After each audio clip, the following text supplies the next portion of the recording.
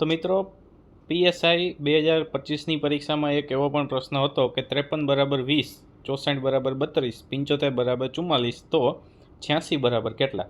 તો અહીંયા આપણે આનું સોલ્યુશન એવી રીતે આવશે કે ભાઈ 53માંથી તમે 20 બાદ કરો તો 33 આવે છે, પછી 64માંથી તમે 32 બાદ કરો તો 32 આવે છે, અને 75માંથી 44 બાદ કરો તો 31 આવે છે.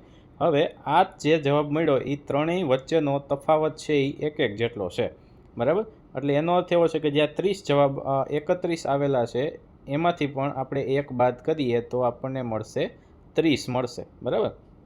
તો હવે જે આપણે 86 આપેલા છે, બરાબર, તો 86માંથી આપણે 30ને બાદ કરવા પડશે. શું કરવા પડશે? બાદ કરવા પડશે. તો 30 એમાંથી તમે બાદ કરો એટલે અહીંયા જવાબ આવશે 56. તો તમે અહીં જોઈ શકો કે ભાઈ 86માંથી 30 બાદ કરો એટલે 56 જવાબ આવે છે. તો તમારા 4 ઓપ્શનમાંથી જે 56નો જવાબ હોય તે સાચો થશે.